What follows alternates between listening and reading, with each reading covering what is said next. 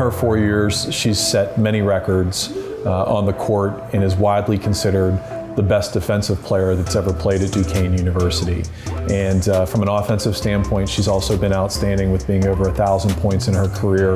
and I believe it's over 700 rebounds. Les with the ball. Les gives Estonia the lead. The hoop and the harm. Losh able to convert, and Losh goes over 20 points with her 9th made field goal. Tallinnast pärit 26-aastane Kadrian Lass on tänasel päeval teenimas profileiba Euroopast juba 4. hooaega.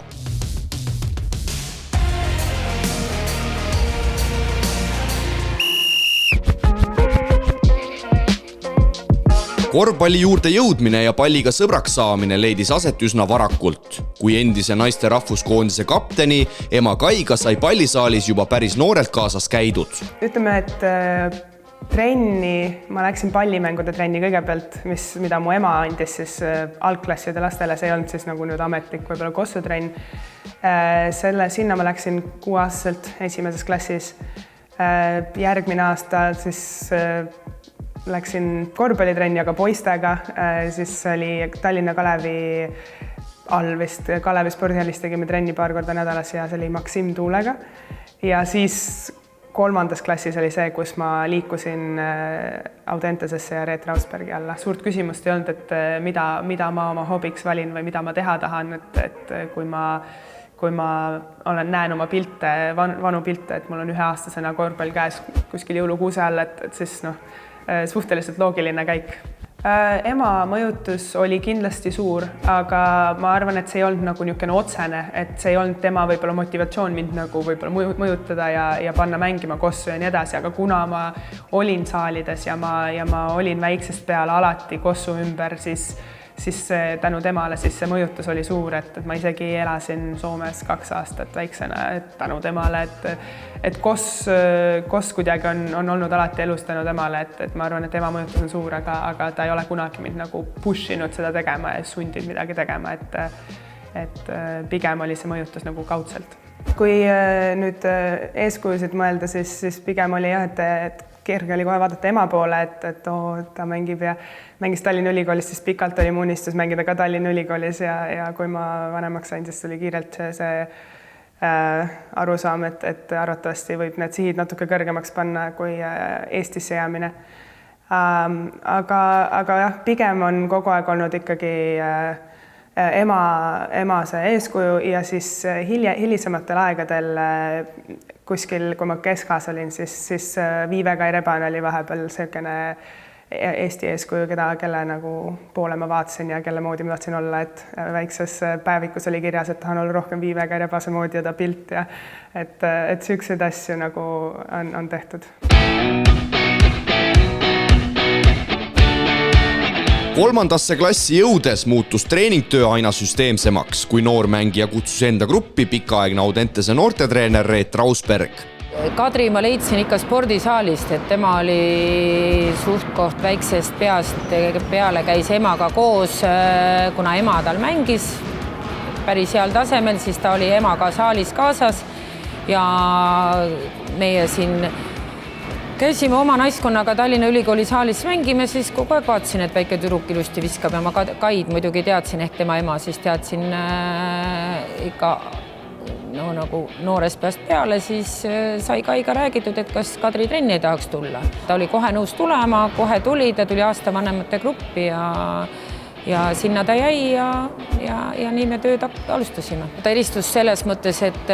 kui korvpallisaalis on üks tüdruk, kes ikka viskab korvi ja põrgatab palli, siis ilmselt talle meeldib see asi ja ta äkki tahab proovida. Et spordisaalist on ennemgi need tüdrukuid nagu kergemini trenni saanud, kui kuskilt koolist neid kutsumis. Ta on ikka emaga koos käinud, ema on mänginud, ta on asja kõrvalt näinud ja talle see asi meeldis. Ta töökus oli nii äge, et temaga ei pidanud kunagi nagu kordama üle või ta tahtis teha, et ta oli selle koha pealt tõesti hästi äge. Ja teine, mis tal oli ikkagi selline, ta oskas seda tiimi hästi koos hoida, et oli ülipositiivne. Ta nõudis endalt ja nõudis ka siis teistelt ja sealt üles kasvaski. Ja ma arvan, et see, et ta oli alguses väike,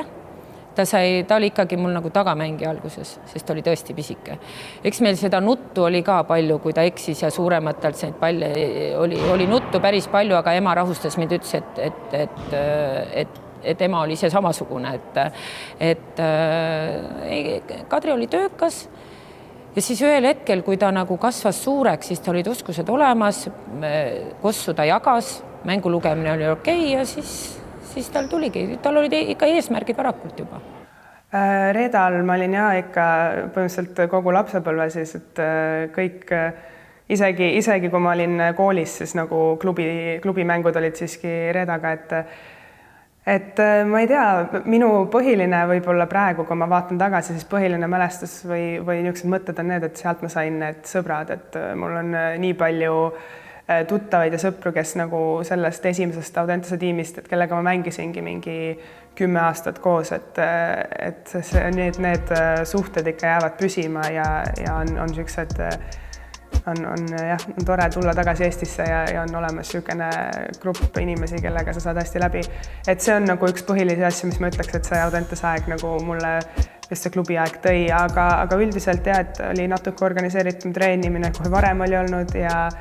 ja me saime mängida igasuguseid Euroopa sarjasid, et see andis palju kogemust, palju erinevaid mänge, erinevaid liigasid, et ma arvan, et see oli minu jaoks päris hea samm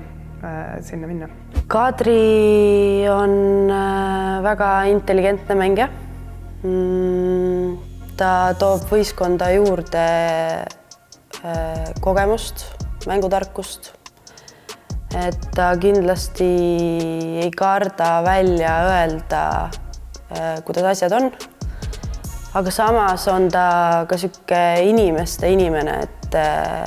ta saab alati kõigiga läbi, et on rõõmsameelne ja temaga on kindel olla koos väljakul. Kadri on väga hea huumorimeelega, ta on laia silmaringiga, temaga saab rääkida väga paljudest erinevatest teemadest. Ta ei taha kunagi öelda inimestele ei, et ta ei taha neid alt vedada. Ja kuigi Kadri on väga lõbus inimene, siis ma arvan, et talle meeldib kõige rohkem veeta aega üksinda, et talle meeldib väga raamatut lugeda, looduses käia, oma minivänniga ringi sõita. Et me oleme pikalt olnud ka toakaaslased ja tavaliselt on ka nii, et kui tuppa jõuame, siis räägime kiirelt oma asjad ära ja peale seda mõlemad oleme oma ette, et tegeleme oma asjadega.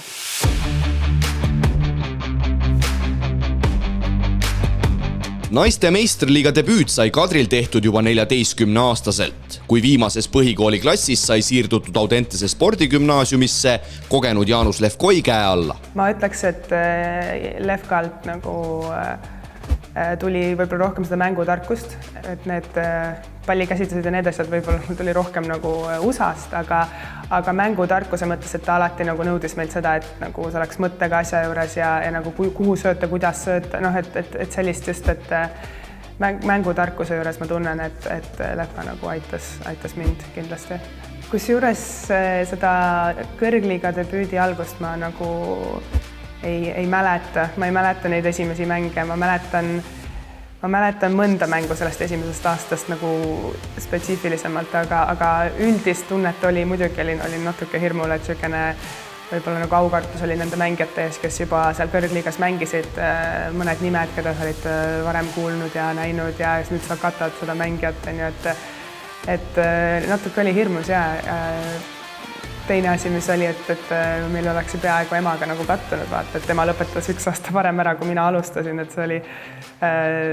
niisugune asi, mille me nagu kuidagi vältisime, et ma arvan, et see oleks mul veel rohkem stressima pannud, et ma olin niisugune veits arglik ja kartsin veits küll, jah. Ma mäletan seda, et esimene aasta meil veel seda Läti-Eesti ühisliigat ei olnud. Tollel hetkel me mängisime ainult siis Eesti tiimidega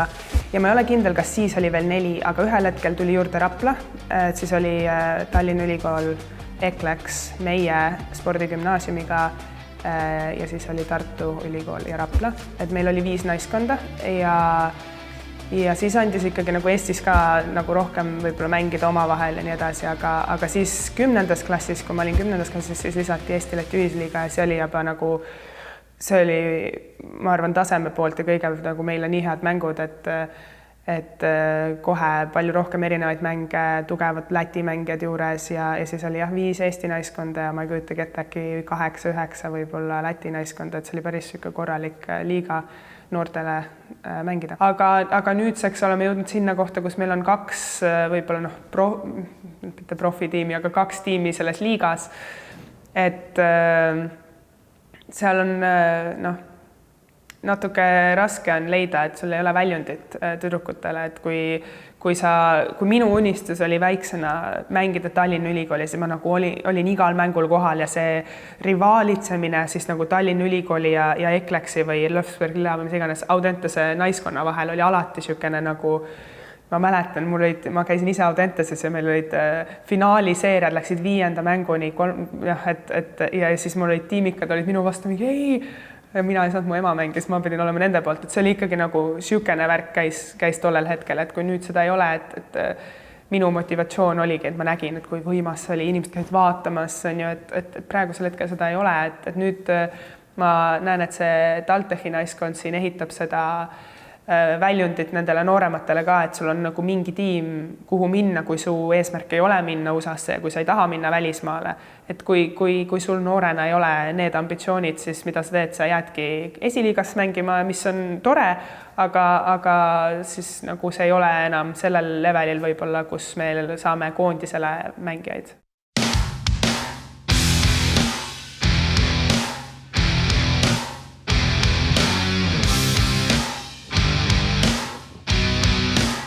Tänase rahvuskoondislase Lassi sihid on olnud juba noorest peale konkreetsed ja varakult paika pandud. Juba gümnaasiumi ajal oli selge siht pärast lõpetamist liikuda toonaseid eeskujusid järgides Ameerika üliõpilasliigasse. 4-3-2 and in the corner the quick catch and shoot at the buzzer, able to knock it down Kadri and Moss. Esimene kuu, ma arvan, oligi, et ma olin suht nagu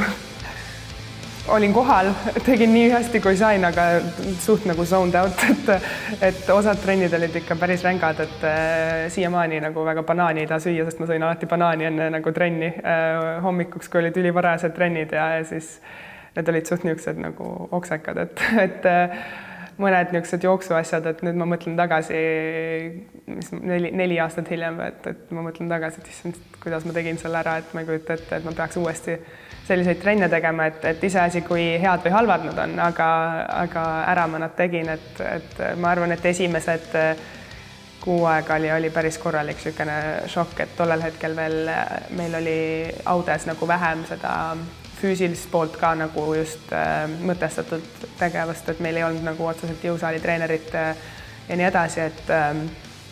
et sinna minna ja siis hakata neid jõukat ja niisuguseid asju nagu kõvasti andma, see oli päris korralik kehale, oli ikka nagu korralik šokk. See ülikool, kelle juurde ma siis lõpuks läksin, et võib-olla nüüd tagantjärele natuke mõeldes, et taseme mõttes oleks võib-olla võinud minna samm üles, aga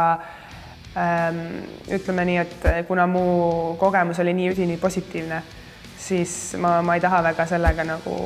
selle mõttega tegeleda, sest et ma olen kuulnud niisuguseid lugusid igalt poolt mujalt ja ka nagu väga headest ülikoolidest, et kuna minu kogemus endal ja minu ülikooliga ja nende inimestega, kellega ma seal kokku sain ja mängijatega oli niivõrd hea, siis jah, ma arvan, et ma sattusin õigesse kohta. Mängustiili mõttes võib-olla natuke oli lihtsalt natuke erinev. Ma ei usu, et ma ei ütleks, et šokk oli, et kuna ma olin ikkagi võimeline tulema nagu esimese aasta mängijana ja minema mängima nagu 30+ minutit, see oli minu jaoks šokk suurem kui see, mis see mängustiil oli, et ta oli erinev, ta oli kiirem, aga ma arvan, et tänu sellele, et ma olin saanud nii palju erinevaid mänge erinevatel tasemetel, naiste vahel igal pool, et nagu suurt šokki mängustiili mõttes ei olnud, et võib-olla alguses oli veidi see inglise keel trennides, et kuna ma tulin Lefkalt, ma ei tulnud praegu vist nad räägivad rohkem, kasutavad sõnu, mis on inglise keeles nagu korvpalliterminid, et me väga niisuguseid sõnu ei kasutanud, siis ma läksin sinna, et see on flair ja see on see, et ma hakkasin nagu seda sõnavara õppima. et ma ütleks, et niisugune esimene kuu, poolteist ja pärast seda oli nagu Kossu mõttes oli suht nagu harjunud ära, et midagi suurt seal selles mõttes ei olnud.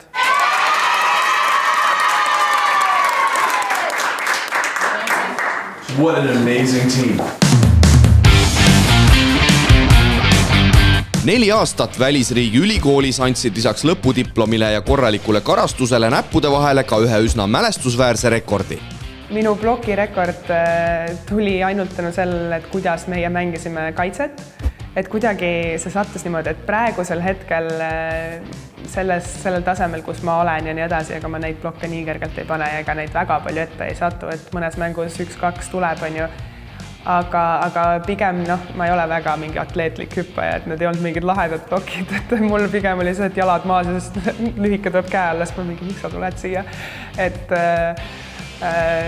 see sattus kuidagi niimoodi, et mulle sobis see kaitse, kuidas me mängisime oma tiimiga, see sobis mulle niivõrd hästi ja kuidagi see abistab kaitse ja me oskasime nii hästi koos liikuda, et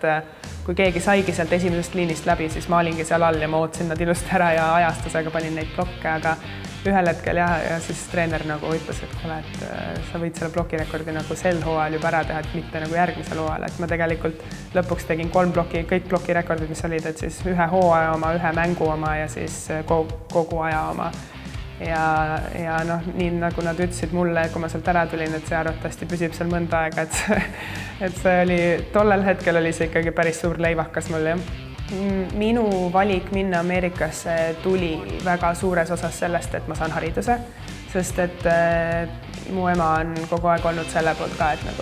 haridus on oluline, korvpall pole igavene, korvpall võib lõppeda ühe plaksuga, ükskõik mida iganes võib juhtuda, ükskõik millal ja sul ei ole haridust, mis sa siis teed. Me pidime tegema uurimistöö, et lõpetada gümnaasiumi ja ma valisin endale nagu teemaks selle ületarbimine, et kuidas maailmas on ja siis ma olin nagu šokeeritud, et mis seisus see maailm on, siis ma mingi wow. See oli 11. klassis ja siis pärast seda ma olin mingi, neil on keskkonnateaduse programm, äkki see on midagi, mis mulle meeldiks. Ja meeldis, mulle meeldis seda õppida, mulle meeldib seda siiani, ma õpin veits juurde selle koha pealt mingeid väikseid asju ja ma arvan, et mind võib näha küll kas siis kuskil soos müttamas, mingeid teste võtmas või vastupidi kuskil kõrgemal võib-olla mingeid nõu andmas, et ma arvan, et keskkonnateemalisele alale ma lõpuks ikkagi satun. Backing in and a good move with the right hand by Kadri-Ann Laas. Ülikoolis omandatut oli koondislasel kindel eesmärk Euroopas profina realiseerima asuda. Esimese hooaja peatuspaigaks sai tugevas Poola kõrgliigas mänginud Krakowi naiskond. Ma sain 2 pakkumist tollel aastal. Ühe sain Hispaania kõrgliigasse, kus ma nüüd mängin tiimi, kes praegu enam ei ole kõrgliigas. Aga see oli, ütleme niimoodi, et kui sa tuled esimest aastat, sa ei taha keskenduda rahale, aga see raha oli nagu nii väike, et no tõesti, ma ei kujuta ette, kuidas ma üldse ära elanud oleks. Ja siis tänu sellele pakkumisele me saime natukene nagu seda Poolat nagu nügida, öelda, et kuulge, et meil on teine pakkumine veel, ja siis me saime Poolast pakkumise, mis oli nagu päris korralik ja ma arvan, et see Krakowi aasta oli minu jaoks päris hea. Ma arvan, minul kui eurooplasena ise ei olnud see üleminek nii suur, et kuna ma olin kogu aeg veits nagu mänginud ka suviti võib-olla koondistest ja nii edasi, et nagu see Euroopa koss on ikka nagu see, millega mina üles kasvasin, siis see ei olnud nii suur üleminek. Pigem võib-olla oli lihtsalt kõige suurem üleminek see, et mul ei ole enam midagi muud peale korvpalli. Et alati oli nagu, korvpall oli nagu hobi, et ma teen kooli ja on koss, teen kooli ja on koss. Ja nüüd oli koss ja mitte midagi muud. Ja sa oledki üksinda kuskil riigis ja sa ainult mõtled sellele, et ma pean minema trenni, ma pean minema mängule. Et see oli nagu pigem see, mis võttis aega ja harjumist.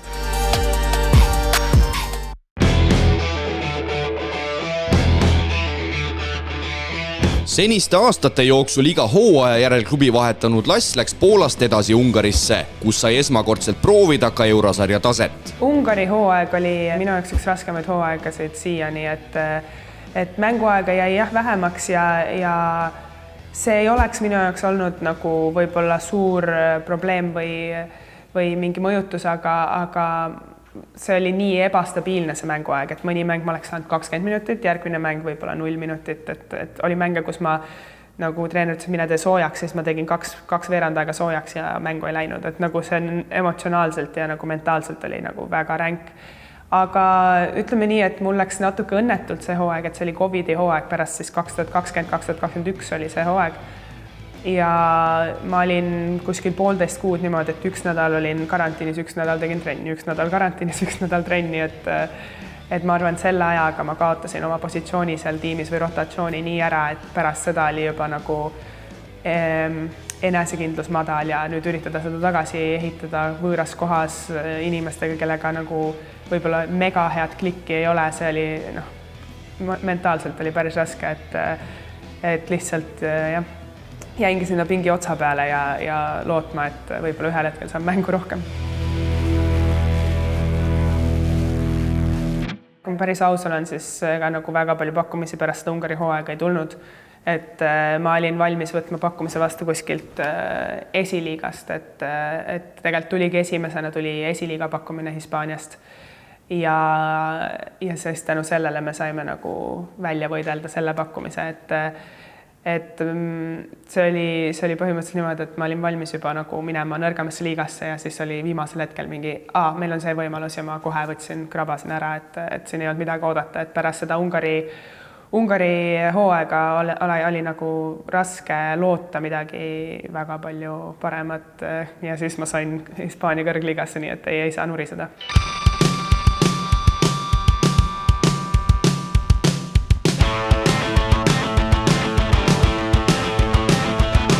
Hispaania liiga on kindlasti tugevam liiga, kus ma mänginud olen,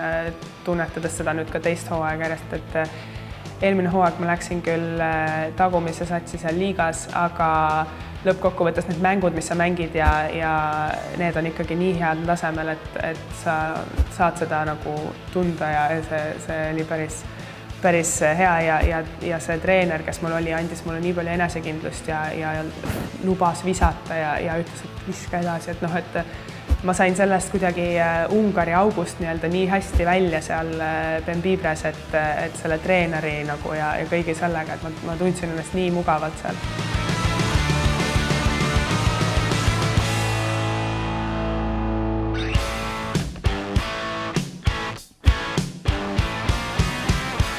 Võistkonna eesmärgid sellel aastal Eurocupis see on nende esimene aasta mängida nagu Eurocupi üldse nagu ajaloos, nii et saime esimese võidu kodus kätte, kõik olid väga õnnelikud, et Eurocup me saime kahjuks ka niisuguse päris krõbeda grupi, et siin ei ole nagu mingit võib-olla suuri ootusi, aga me oleme päris normaalselt mänginud, et eks näis, mis need viimased 2 mängu endast kujutavad, et kas meil on võimalik veel sinna 2 hulka tulla, et edasi saada, aga seal nagu niisuguseid suuri võib-olla eesmärke või ootusi ei seatud, et seal oli pigem see, et me mängime Eurocupi, teeme täiega. Mul on jah, nagu eluaeg on olnud see, et Euroliiga, et võiks ikka ja nii edasi. Aga viimastel aastatel ma olen kuidagi nagu hakanud tundma niisugust võib-olla nagu rahu, et mul ei ole seda sügelust nii palju, et ma pean kindlalt ära proovima, et mul oli kunagi alati see, et ma tahan olla esimene, kes tegi seda ja ma tahan seda ja ma tahan seda ja ma tahan sama, mis nemad tegid, et nagu nüüd ma tunnen, et seda nagu ilget sügelust, et ma pean saama Euroliigasse, ei ole. Aga kui see võimalus tuleb, siis muidugi ma 2 käega haaran sellest kinni, et see on hea võimalus, see on vinge võimalus, aga jah, et praegusel hetkel nagu see ei ole enam võib-olla nii suur siht või fookus. No tore oleks ju, kui saaks Euroliigat ka proovida, et tal veel piisavalt noor ja kui tal töökust jagub, siis ehk jõuab ka. Ja muidugi, mis Kadri puhul on nagu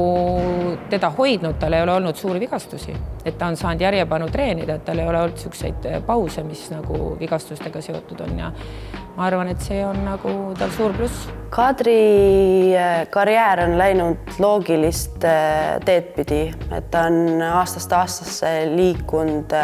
aina tugevamasse liigasse ja riiki ja jõudnud nüüd välja Hispaaniasse. Ma arvan, et Kadri oskuste oskuste puhul usun, et ta võiks jõuda Hispaania top 3 võistkonda ehk siis Euroliigasse välja. Iga aasta küsitakse, et mis edasi, kuhu edasi, kaua teed ja ma olen alati nagu jäänud endale kindlaks ja öelnud, et ma võtan aasta-aastalt ja ma vaatan, kuidas tunne on, et korvpall, kui sa seda teed väga kaua järjest ja kogu aeg, siis ta ei ole kõige kergem asi alati, et seda ma tunnen ise ka, et nagu ma ütlesin, et kui tulin tagasi Euroopasse ja KOS on ainuke asi, mida sa teed, et mentaalselt nagu sellega harjuda ja siis sa tuled jälle, on halvem hooaeg võib-olla seal Ungaris ja sellest tagasi tulek ja eelmine aasta oli natuke parem ja nii edasi, et ta on nii üles-alla, et ma ei julge nagu ise endale lubada ja ma ei julge ka mitte kellelegi teisele lubada, et ma nüüd ma ei tea, järgmine hooaeg lähen kuskile Euroliigasse championiks või et ma üldse olen välismaal, et seda ma panen alati nagu tunde pealt, et kuidas mul tunne on hetkel ja nii edasi, et mentaalne pool on väga oluline, et Kossus hästi esineda ja ma arvan, et sellest võib-olla ei räägita piisavalt, et kui raske ta tegelikult lõppkokkuvõttes on.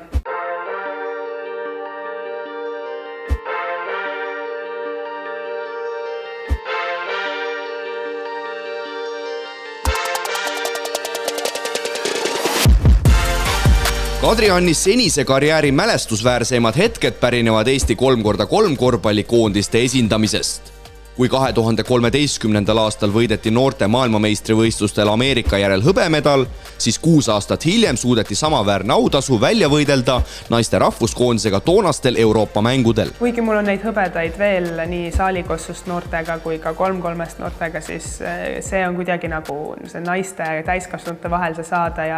ja nagu olümpia formaadis üritusel, et see oli võimas ja ma arvan, see oli nagu kõige meeldejäävam hetk siiani, et kui ikka poodiumil pisar silma tuleb, siis tead, et nagu midagi nagu läks hinge.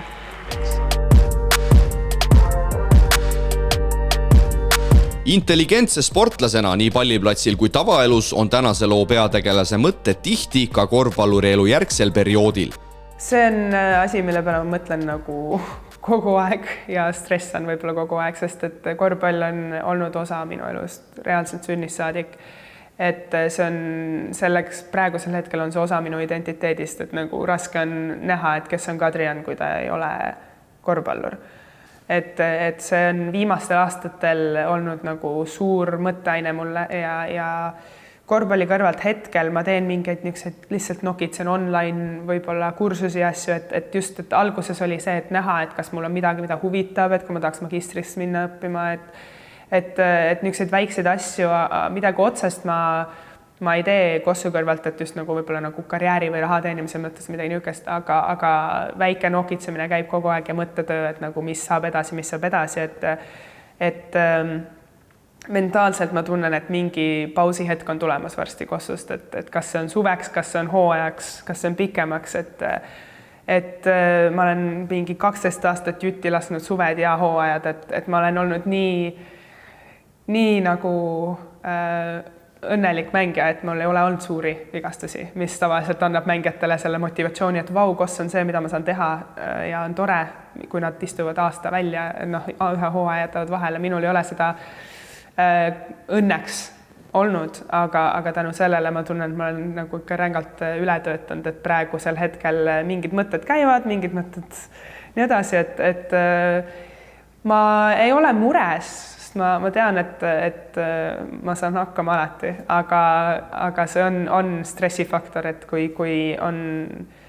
sul on asi, et sa oled 25-aastane ja sa oled seda teinud 19-20 aastat, et see on nagu päris suur asi, kui sa otsustad, et mis siis saab, kui seda enam ei ole. Et see on niisugune koht, mida ma mõtlen alati iga päev ja iga nädal, et üritan mõelda välja, et mis, millal, kus, kuna ja mida edasi.